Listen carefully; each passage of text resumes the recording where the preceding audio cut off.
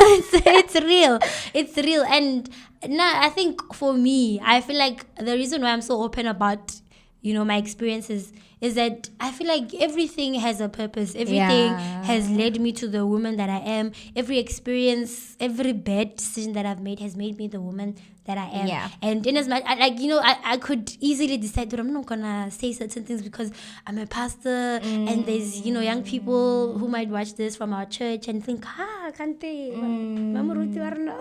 So, but I feel like it's also like other people can learn from my story to know how not to deal with your issues. Like, don't run to boys like I did.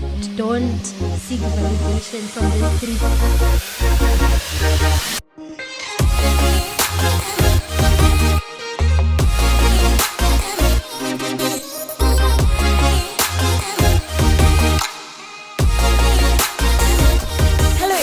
Welcome to our YouTube channel. My name is Bipilo, and Sipo is not here, but my wonderful Someone friend. much cooler than Sipo is here. So I am with a friend of mine that I love so much. I mean, this conversation has been long overdue. Like we've been saying, we're gonna have this conversation. On me. You also keep cancelling on me. Actually, she's a mamfundisi now. Oh my gosh, no, don't call me that. Truth be, you are a mamfundisi. You're just not like a typical mamfundisi, but you are. Mamfundisi makes me feel, but anyway, I am with the YouTuber, the author, the wife, the daughter.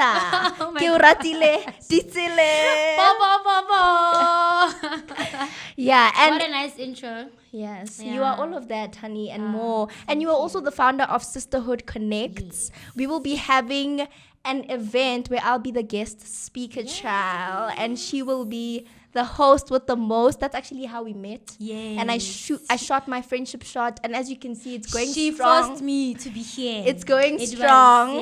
Thank you for shooting your shot. But so definitely buy tickets to that event. Yes. It's going to be amazing. Yeah. It's going to be real, authentic, just like this episode. Video, yeah. So friend, even though this is such a fun conversation, it really is serious and deep and hectic. I can be serious, so no, I know. Put on my serious face. I know. But friend, I wanted to talk a little bit about how you grew up, and I really wanted this video to be more about your redemption story, how God could still use your whole story and work it out for good despite a lot of the things that have happened to you. Yeah. So maybe let's start with how you grew up and then how the sexual abuse happened. Okay, all right. So guys, my name is Kirat. Did you say my name, Vel? I did. Oh, okay, my name is Kiratile. And I'm 26 years old. Yeah. I love God, obviously, because I'm in ministry. I think I've always been called to be in ministry. Sure. And I never thought that I would be the woman that I am today because of everything that I've been through. And, sometimes when you go through certain things in life, it tends to define you. It tends to, sort of tells you a story horror in life. This is where you're going to end up and whatnot. So my life is really, truly a redemption story because I feel like I found redemption when I found Christ. So in a nutshell, I did not grow up in a Christian home. In fact, my family would discourage me from going to church any chance that they got. Like I literally had to beg to go to church because it was not a thing in our family. So I was first exposed to church when I went to this youth event at some church. I loved it so much and I was like, I would like to be part of this church, So I would always ask my mom, can I please go to church? And she would say no. I'd constantly ask, It was always like a struggle for me to go to church until one day I just decided, you know what? I'm not going to ask. I'm just going to tell her I'm going to church and there's nothing that she's going to do about it. Yeah. And my bravery, just, telling her I'm going to church. It worked in my favor. I went to church and then that's when I got saved. And that's when the trajectory of my life sort of changed because I was 16 years old when I got saved and years before I got saved I got molested when I was 8 years old and I never told anyone ever. So it was a secret that I was harboring, dealing with by myself. I was going through the fields alone, depressed, suicidal, just withdrawn and all of that. So my salvation sort of gave me an outlet. Like God became a father to me because I also had daddy issues. So he became a father to me whereby I could actually express myself to someone who wasn't going to judge me, because when I was molested, I told one person, and the person that I told confirmed the decision that I'm not gonna tell anyone. So it happened, and then the next day I went home. Should I tell the details, or is that gonna come later? Which ones? Like details of how the molestation happened. You can. Okay, yeah. So how did it happen? Okay, so I was 8 years old, and then my mom's boyfriend at the time, I'm gonna say boyfriend, but he was a father figure as well. My mom's boyfriend, I was very close to him, and I saw him as a dad, and I went to sleep over. I was supposed to go sleep over with my mom, as far as I remember. And I think they had a fight, but I was very close to him, and I loved him so much because, I considered him a father. And so I decided, though, I'm going to leave with him, because the plan was that we're going to sleep over at his place anyway. So I went to sleep over, and we were having dinner with his parents, and then they asked me, like, am I going to sleep inside the house or with my dad? Go the outside room, boys room, yeah. That's what they call it, go boys room. I was like, no, I'm gonna sleep with my dad, like it's my dad. At that time I thought he was my father. Like, my life, guys, is a movie. Like, there's just so many things. But I grew up thinking that he's my dad, and I only found out when I was 21 that he is not my dad. So my whole life I was like, oh my gosh, my dad did this horrible thing to me. So that even made it even worse in terms of having daddy issues. So back to the story, I decided I'm gonna sleep with my dad. So we went to go to bed. Then we were playing games on his phone, and we were Snake and Ladders or something. That game, Snake, something like that. Yeah, we were playing that game, and we were exchanging, like, if I lose, then it's his turn. And then it turned into something else, that when I was playing, he started touching me, and I was a kid, like I was 8 years old, so I did not really understand what was going on. And then when it was his turn to play, he told me to do the same thing that he was doing to me. So he was telling me that I should also touch him a certain way, do whatever and whatnot. And that went on for a while. And then I think in my 8-year-old mind, I started feeling, oh no, this is wrong. I'm very uncomfortable. And then I started crying. And then, I was crying hysterically. And then he said, no, don't make a noise. You're going to wake up my parents. And then I asked to go pee. I went outside to pee. When I came back, I was still crying. And he said, why are you crying? Stop making a noise. Wada, wada, wada. And then he said, and I think when we were about to sleep again, he said, if you do, or you shouldn't tell anyone about what happened right now, because if you tell anyone, then both of us are going to go to prison because you did to me what I did to you. And in my mind, it was true. I touched him the same way that he touched me, because he said that I should do whatever, to him. And so I went with that thought, okay, if I tell anyone, then that means I'm also going to get into trouble because I shouldn't have done that. And then, as I said, the first person that I told was my cousin. And she laughed. I think, as far as I remember, she laughed at me. She said, no ways, what are you talking about? And then I left it at that. Then that defined the fact that, okay, if I tell anyone, then that is most likely going to be the response, that I'm lying. Your father would never do that to you. What are you talking about? So that's how I grew up. And then as I grew up, it really defined me in a sense that I had depression, I was suicidal, and long story short, in a nutshell, that's just how it is. Sure. I'm so sorry about that. No, I know you've come a long way with it, but you see, I can even talk about it without crying, because I've dealt and spoken about it for so long. And I think the most important thing is that I've also forgiven. So it's very easy for me to just... Sure, that's a big thing. I have so many questions in my head. I don't even know where to ask. I can imagine, because it's a lot. I think because you've spoken about forgiveness, I'm going to go there and then I'll come back a little bit. Okay. What does forgiveness look like? Because if I've been molested by someone who I thought was a father figure to me, what does it look like to say I've forgiven that person? Does it mean I can still call them? Does it mean when they come in the same room, I'm okay, I feel at peace? Like, what does it look like? That's actually a very good question in my situation, because my relationship with him was so complex even after that. Because like I mentioned, I grew up thinking that he is my real, like, biological dad. So for me, it was like, I still have to have a relationship with this person. So then after that happened, like, life went on, like nothing happened. For me, it was that thing. I forgave him because I thought that he is my real dad. But, and just saying, okay, I have to build a relationship with him. So let me just move on.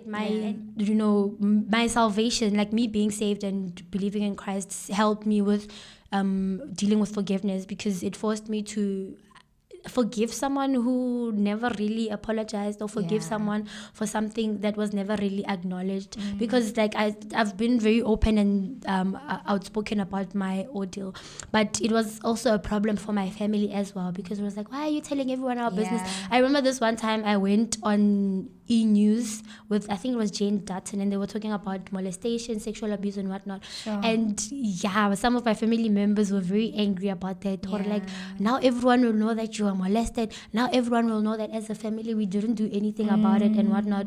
So for me, that was my way of dealing with it, because I never spoke out for so long. So it was an opportunity for me to actually tell my story in a way that I can, without anyone judging me, without anyone telling me that it needs to be swept under the rug and whatnot. So forgiveness for me was just saying, you know what, it's more of me removing the burden off my shoulders than it is for him. So even after forgiving him, I still had a relationship with him. Even today, I still sort of have a relationship with him. And a lot of people will be like, why are you still talking to him? Why?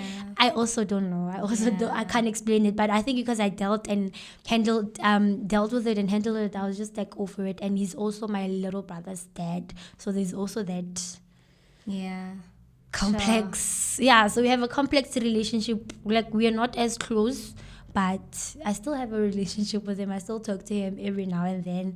And he did apologize eventually. And I think for me, it was just giving him grace. I think extending grace to him the same way that God has extended grace to me, even though it does not make sense to other people. Because, it's weird as well. I know it's weird, but I agree. I agree that forgiveness is more about you than the other person. Saying, let me let this burden off of me, because it's heavy for me to carry. Like, they're living their best life, no matter, even if they've done what they've done. It's more of a burden to you. Exactly. And not forgiving them doesn't create the burden on them. And sometimes we feel like, if I don't forgive you, it justifies how bad the pain was. But actually, you end up carrying the big burden yourself. It becomes even more difficult to deal with what happened, because you are so tied up to what happened to you and whatnot. So, I actually have a similar story in terms of like black parents saying like, don't air out dirty laundry. In first year, I think I was in third year, I was asked to...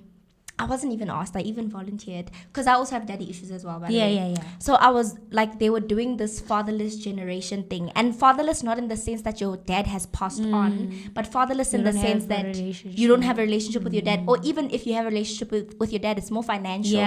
It's not like in the home, knows you, present, that type of thing. And I volunteered, like, okay, I'm happy to share my story.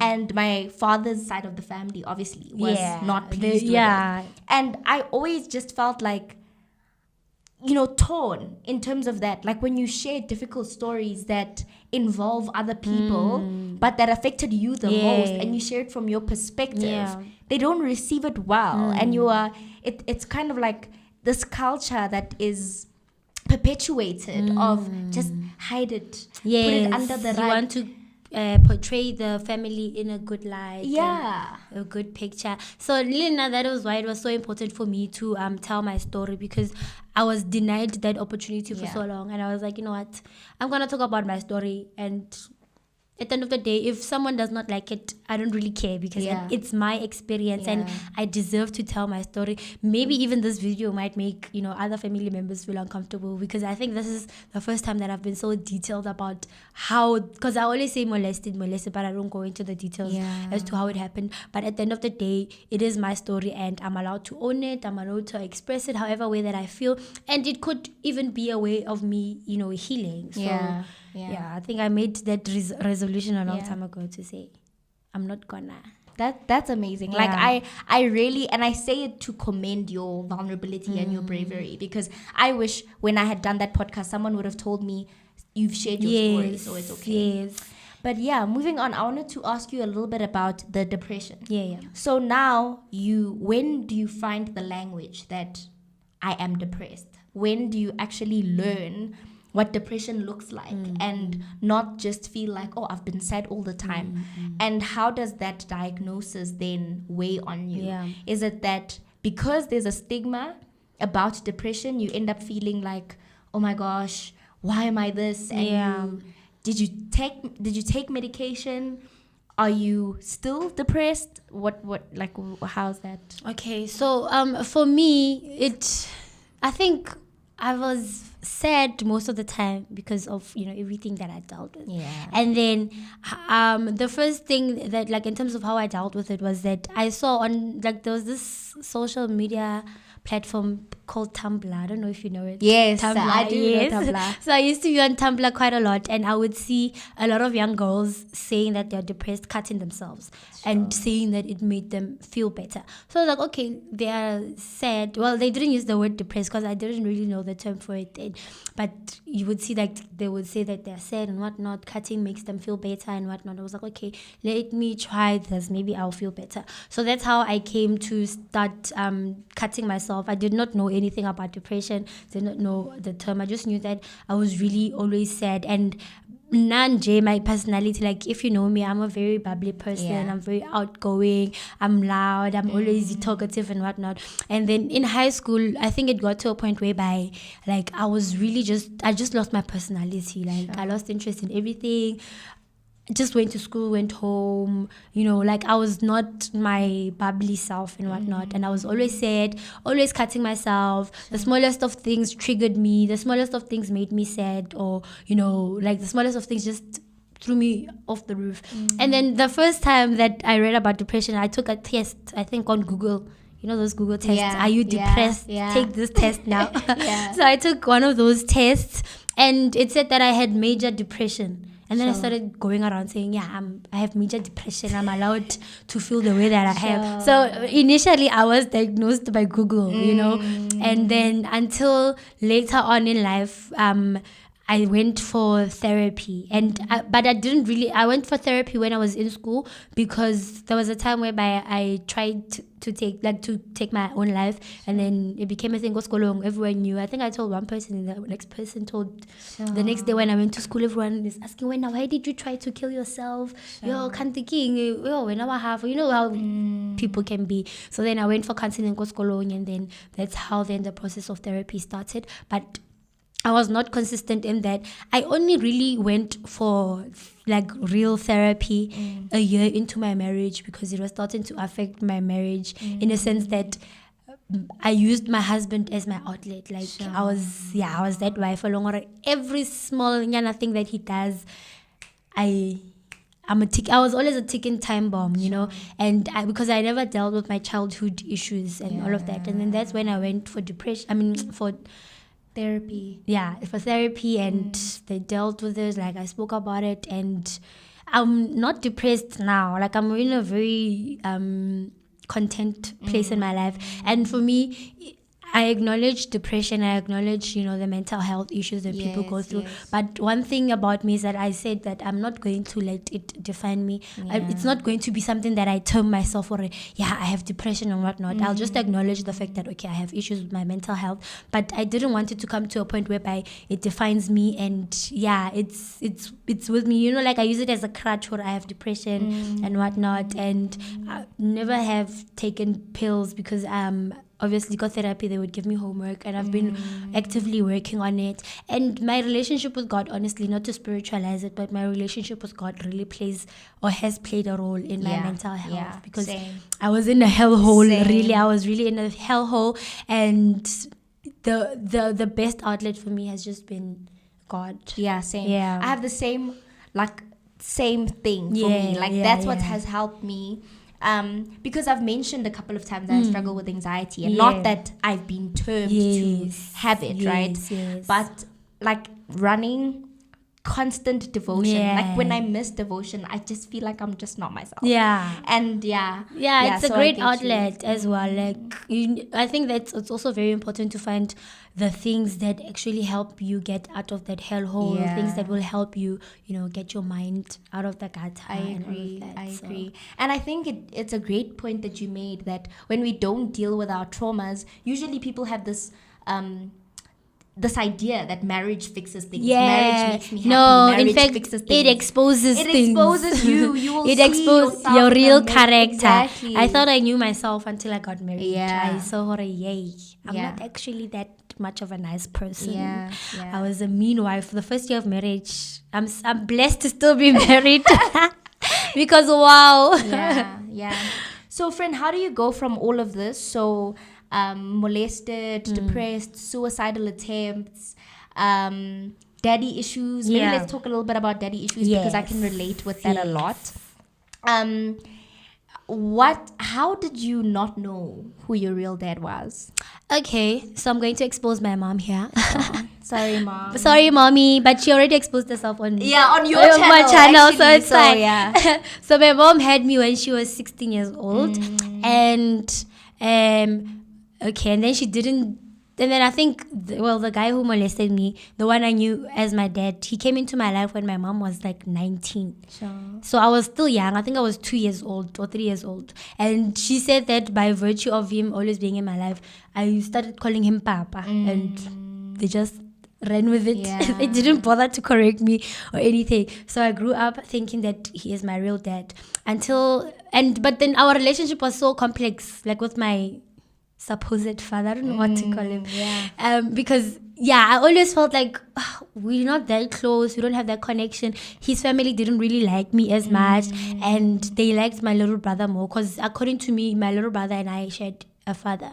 So I always questioned, why do they like my little brother more? But in my mind, I was like, okay, maybe he's a boy, and you know how families are with boy child and stuff. So I was like, okay, it's fine. Like, I'll just accept it. So I had an on and off relationship with his family, and even with him, like he would exclude me out of certain things. Like when he had a girlfriend, he would always just take my little brother. Sure. When he got married, he didn't tell me. I only found out later that he's married. When he was expecting a child, I didn't know. My little brother was always in on everything, whereas I didn't know anyone. I mean, I didn't know anything. So it affected me thinking, but why is my dad, excluding me? But then I always thought, okay, maybe it's because of our complex relationship because he molested me or what. So that's how I took it.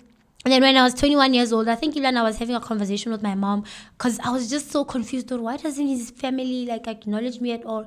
They don't even know how to get past the matric. They don't even know what I'm studying. Like they couldn't care less about, my life and what I'm doing currently.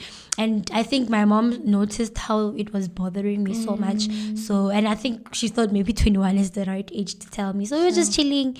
And she was so random about it. Like we just chilling, Rabonda. I think we were having a picnic vibe. She's like, I need to tell you a story. I'm like, okay, what's the story?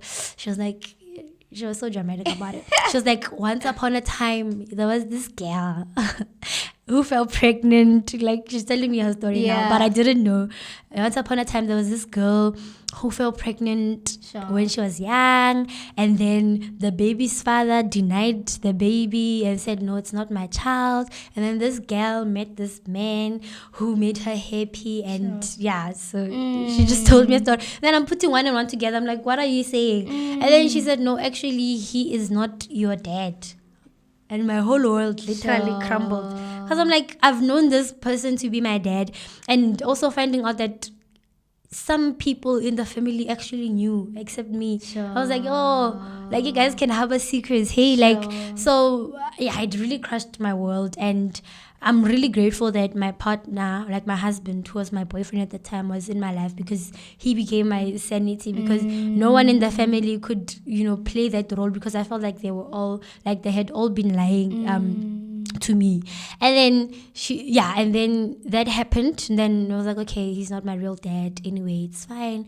It made me feel better, Ibilani, because I felt like, okay, at least it's not my real dad that's who did that me. who did that to me, who is rejecting me and stuff. And I felt like it gave me even more reason to just cut ties with him, because I was like, nothing ties me to him, because a part of me felt like I have to have a relationship with him because he is my dad. And like I mentioned, I think I once told you, I only started having a relationship with my real dad last year November. I met him last year November. Sent me a message, and he said that he thinks that I had a conversation with my mom first. He said that he believes that I am his daughter, and he would like to have a DNA test just to confirm. We went for DNA tests in December. The test came back in January, and it turned out that he is my dad. Sure. And yeah, I think that has been the best thing that has happened for me in terms of my daddy issues, because I am only now experiencing what it feels like to have like a dad in my life, because he is so invested, and his wife as well. Like, she's like a bonus mother to me, you know. And yeah, I was even telling my husband, like, I feel so robbed, because I've never had the opportunity of having a father for 25 years of my life. And it's only now when I'm a wife, you know, and I don't really need a dad as such, only now that he comes into my life. So now I only have a relationship with my real dad. But yeah, daddy issues have really defined me for most of my life, because I was not getting enough attention from my real dad. I used boys as an outlet. Like, my first boyfriend, I think I had my first boyfriend when I was 12 years old, and I always wanted to be validated. And yeah, like, I always had I had a boyfriend and in case boyfriend. So if it doesn't work out with this guy, I knew it's fine. There's a backup. I can start the relationship with this guy that I'm talking to. So there was always someone that, like, I was never single. Like, I only became single in my 20s. Like, really, really single. Like, in my 20s, because I always had to have a boyfriend. I always had to have someone validating me, telling me I love you, you're beautiful, and whatnot. And like, yeah, I'm just really grateful to God that I never slept with all of these guys, because I think I would have even bigger issues in my life. But yeah, like, having daddy issues just made me run to boys as an outlet. No, but I relate to what you're saying about validation, because I think I have a similar story. I never had an in-case boyfriend though, but I did start dating young as well. Yeah, not to your extent, Mara. Like, I think I also, like, I'm very grateful that I grew up in church. Because I knew how to date the Christian way. You don't go too far. Yeah, you don't go too far. I think that was the case for me as well, But I did crave validation as well, where you're just like, okay, my dad, like, I don't have a male. Okay, I had my brother, who I really should honor, because my brother was very present. He was like a father figure to me, and to this day he walked me down the aisle. He did a lot for me, even when I'm feeling down or anxious. He's the one I call. Like, I'll call him, and my brother-in-law as well, like the person who married my sister, is also very, like, great. But my dad was not in the picture, and it did affect me. Like, it affected me. Nothing can compensate for that, unfortunately. In as much as your mother can be so present, do everything for you, but nothing can replace that void. You don't have a dad or a fatherly role. Exactly. So yeah, I relate. But for me, I feel like the reason why I'm so open about, you know, my experiences is that I feel like everything has a purpose. Everything has led me to the woman that I am. Every experience, every bad decision that I've made has made me the woman that I am. And in as much, I could easily decide that I'm not gonna say certain things because I'm a pastor, and there's, you know, young people who might watch this from our church and think, kante, Mama Ruti warna. So, but I feel like it's also like other people can learn from my story to know how not to deal with your issues. Like, don't run to boys like I did. Don't seek validation from the streets like I did. Get counseling. Talk about your issues. Like, be open and honest about what you're going through, because if you don't, it kills you. Like, it deals with you. Sure. I feel like this moment right now for me is such an aha moment, because I always used to say that if I could go back, I would, like, ask for it, like, a more present dad, or I changed my story. But I feel like in this moment right now, I feel like I'm content. Like, I wouldn't change my story. I wouldn't want anything to be different. And that's a very beautiful space to be, because I remember at some point when I was like really, really depressed, like under the pit, you know, I was crying to God. I'm like, but God, and I felt at that point like there was just a lot of things happening. Like, there was one thing after the other, after the other, and I was crying out to God, God, like, I've been through the most. When do I rest? Why am I Job? Why am I Job? Like, and the Bible says, you know, trials and tribulations. They build your character. Be strong in the Lord. I'm like, I don't want to do that. Yeah. I'm tired of being I strong. need a soft life. I need a soft life. I'm tired of always crying. I'm tired of always recovering from things. I'm tired of always, having to be the strong woman and using my story as your mess is your message. I'm tired of the mess. I'm tired of the test. I was like, God, give me a break. So it was just hectic for me. But now seeing the woman that I am and how I've turned out, I'm like, you know what? A lot of people might not be grateful that they were molested or they were suicidal, or not grateful, but they wouldn't just be okay with being molested and having depression and whatnot. But you know what? I'm grateful for the experience because it made me even better. I don't think I would be the woman that I am today had I not gone through those experiences, as difficult as they were, as painful and hurtful and life-shattering as they were. They really have molded me, and I feel like if I went through all of that and I came out strong, I feel like I can go through anything. And it has, for me, more than anything, validated the role of God in my life because I can only give Him the honor for me getting out of it. So I think for me, more than anything, it just signifies just how important God, what the role of God in my life and the relationship that I have in Him plays. So that's amazing. And then I know this is deep, but I want to take it to a clown story of yours. Guys, Kira Tile dated a guy who got married. You know those memes where they're like, you dating someone from Limpopo and then on a public holiday they're getting married. I experienced it. That was your whole life. Please let's talk about that. Okay. Do you want me to tell the story? Yeah. So, what had happened was... Please explain yourself. Guys, get live. It goes back to that validation thing. So I dated this guy. I was 19, 20. Yeah, I think I was around that age. Perfect guy. But like, when you make a checklist, because at that time, it was like at the point where I was like, I'm tired of dating counterfeits. I want to meet my covenant partner. And I made a list. This is how he should be. This is what he should have. And when I met him, it was like, this guy, he exceeds my list. Surely he's the one.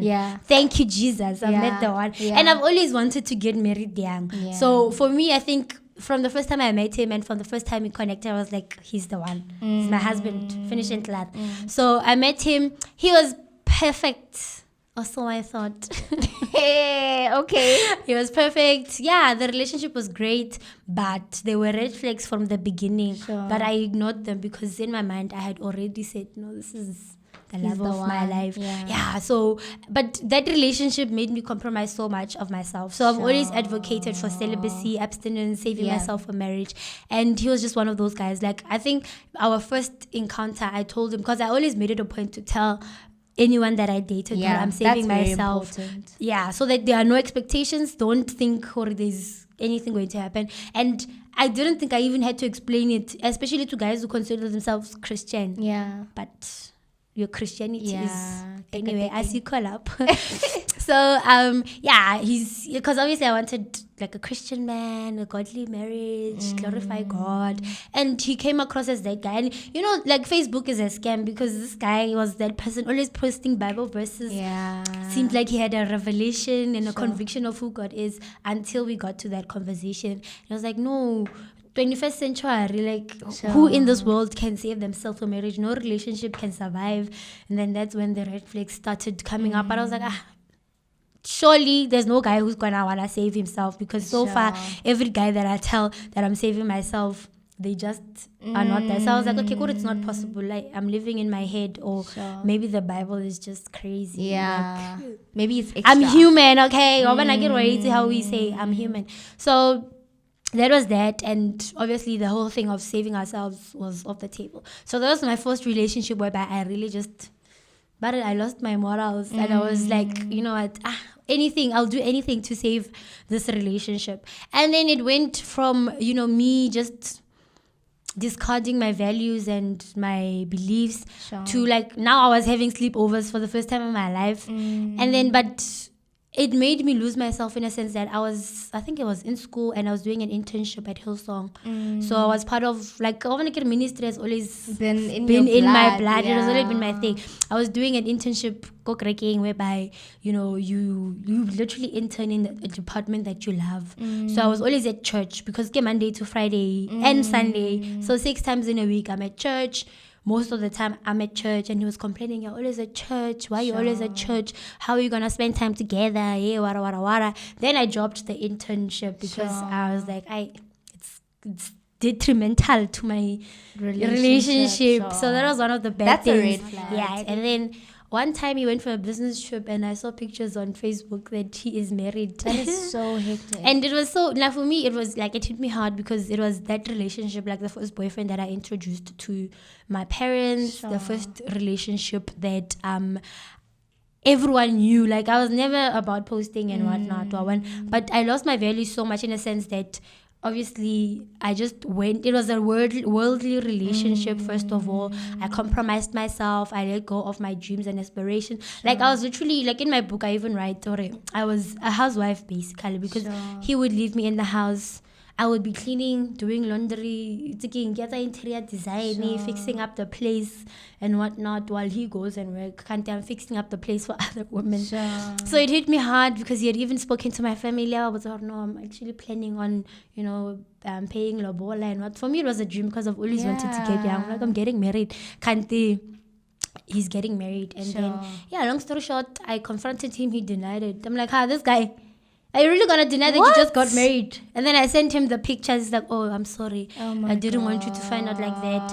And that is basically it. Yeah, glory to God for saving you from that. Like, glory to God, honestly. Yeah. I feel like from that story we can learn a lot about red flags, how you can lose yourself, how not to ignore that. When you start feeling like you're losing your values, when you start feeling like this is not in line with what I was believing, when you are seeing that this person's not treating you well, there could be someone else in the picture, but they keep denying it, like that. That shows. Yeah. Okay, let's go to the redemption part. Just so people don't think. I'm tired of talking about all my problems. Like, can we talk about the good part? Can we skip to the good part? So, Instagram. Hey. So let's talk about how you meet Jeru, how you end up figuring out what your dreams are, connecting with God again, finding your purpose, being a mamfundisi, and all that.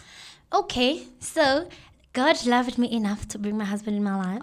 Because I'm too much. I've been through so much, and I always felt like I'm baggage and my husband came at a time whereby I was still dealing with my previous breakup. I think it was 3 months after, so I was still dealing with my heartbreak, and I felt like I'm not ready to be in a relationship. I was like, I can't get anything to do with a man. Like, I was even reading this book called The Man Diet, whereby you're literally dieting from men. Like, the man fast, is it called the man diet? I think men fast, men diet. Somewhere there, but a book about, taking a break from relationships and just being like being single. Because I've never really been single, like I mentioned. So I was in a very happy space being single. And then my husband, I had already met my husband the year prior when I was still dating that guy. He even knew him. So a year later, the relationship obviously has ended, and then he sends me a message on Facebook, just checking up on me, nothing hectic, just innocently checking up on me, saying we should catch up for coffee and whatnot. And then we started hanging out quite a bit, like going out to eat and whatnot. That grew into something, and then we started dating.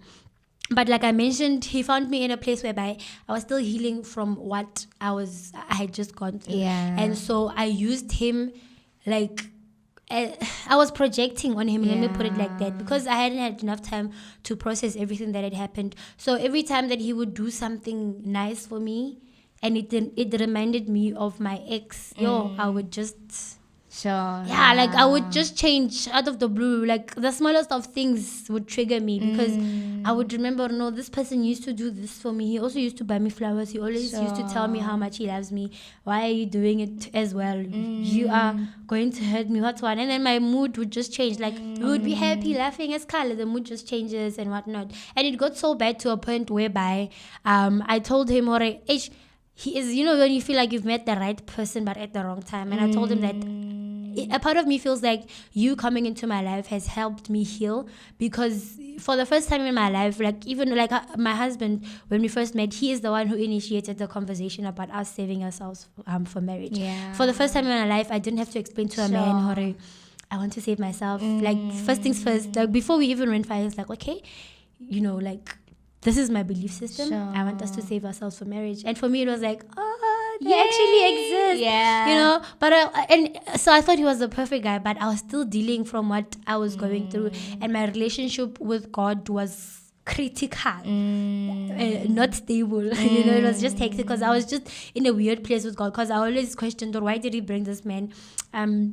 into my life, like my ex into my life, only to not make it work? Like, what was the point? Because I was not even looking for a partner. Yeah. So when my husband came into my life, he sort of, because he is like, he's like very rooted in Christ, and our relationship was very centered around that. So he helped me get back into my relationship with God.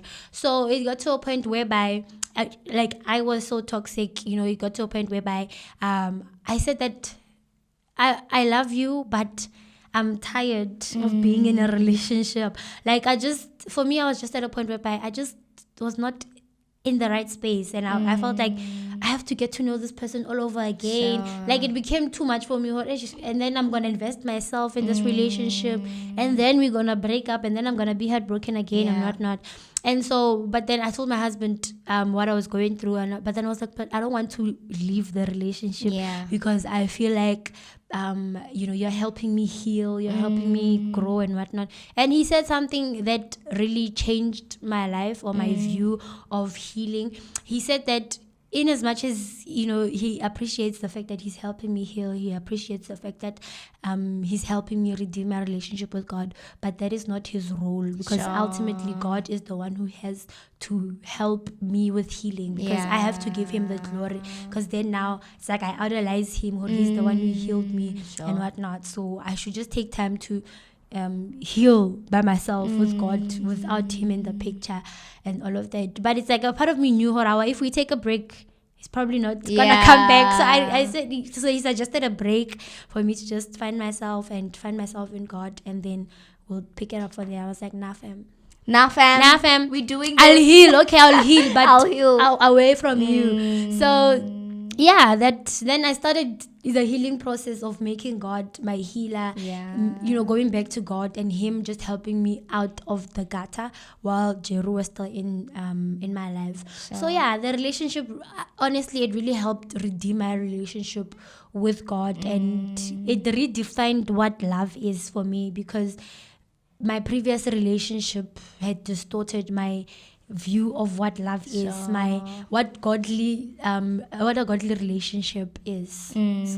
So I don't know if I answered. Yeah, you did. And I think that healthy marriages bring about like your purpose. Like they'll bring out the gold in you. They'll bring out of which your they talents. should. They'll bring out your dreams. They'll help you to be who you're called to be. Yes, because ultimately your relationship with your partner, even let me just say, any relationship should not take you further from the cross, but it should take you closer to the cross. It should make you closer to God. It should help you, like it should even make you glorify God more, because you want to be godly, you want to glorify God through your union. And I think my relationship with Jeru did that for me. Like it redefined what it is to have a godly relationship, what it is to grow together in Christ. As we grow closer to God, we grow closer towards each other.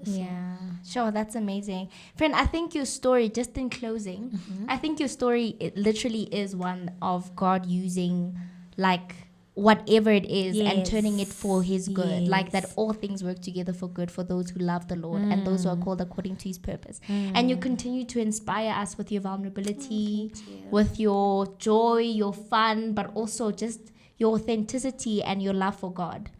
And you loving God, but still being real and being relatable. And I think that, honestly, there's no one more perfect to be a Mamfundisi than someone like you. Someone who we can come to and tell our stories because we're not afraid that they will judge us. We are not afraid. Because I've also been through all these things. Yeah, so it's very easy. Like, I think, so for me, I think my experiences were not only for me, but the people that my husband and I would pastor, the young girls at church who might have been molested, the ones maybe who lost themselves in a relationship and thought that they have wandered so far from God. And I think for me, my story is to say you can never wander too far for God to reach out to you, because I think my story or the things that I've been through really speak to that, and it always makes me so emotional to think, oh, your God, with everything that I've done, with everything that I've been through, with everything, that has happened in my life, you still chose me. Like, you still decided to use me. And it just shows, for me, it really just magnifies God's grace over my life. And as messy as it is, it's not a beautiful story, it's not a beautiful testimony. It's sometimes maybe a taboo to talk about, the things that I've spoken about, especially as a pastor, as a pastor's wife. But I feel like it's very necessary to tell even the messy parts, did you really do that parts, the parts that make you feel like, but you shouldn't have said that. But I feel like it's so important so that other people, young girls, and especially because I'm so passionate about young girls, to know that you can never wander too far for God to reach out for you. You can never, it reminds me of the prodigal son. Like, there's nothing, literally nothing that you can do that can separate you from God's love, because he's just always there waiting for us to come back. So the problem is not that God maybe or he's just done with us, but it's because we have walked away or we have wandered too far for him. But the moment we find ourselves in him, then we can see how he's just always had his arms wide open for us, just like with the prodigal son, just waiting for us. And the most important thing, I think, for me is just to own my story, to be true, to be authentic, and tell the nitty-gritty parts, the disgusting and messy parts, because they matter. Like, maybe not for everyone, but there's just one person who's going to relate to my story, and maybe that will even encourage them to pursue God even more, because then they will know if Kyoratile went through maybe the same things as me, she came out strong and she still loves the Lord, she's still passionate about God, I can even go back to God, no matter the mess or the pain that I've been through. And I feel like it's in our own humanness that God's divinity is shown. When we try to be like God and mighty and I'm so perfect, we take away God's divinity, because only he is sovereign, perfect. And obviously we should try be as holy as Christ. We should still draw to him. But when we show our humanness, then his divinity shows. And I feel that's like so your story is my story, because I'm also human, and someone else's story who's watching. So guys, please definitely subscribe to her channel.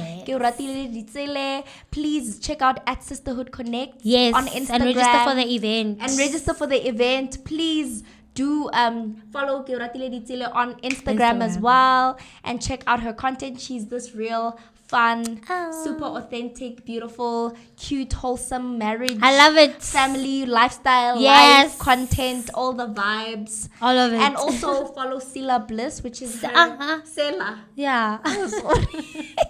Sela Bliss. Sela. Okay, sorry. Sela Bliss, it's SELAH. Yes. Bliss. She sells body butters. She sells self-care and self-love items. Yes. So definitely check her out. Friend, I love you so much. I love you. Thank you so much for this inviting beautiful, I almost said podcast. For this beautiful video. And thank you guys for watching. If you have reached this, you leave 3 hearts. Leave 3 white hearts. Oh, it's purple now. 3 purple hearts. I'm even speaking from the mic. Bye guys. Love you guys. Bye.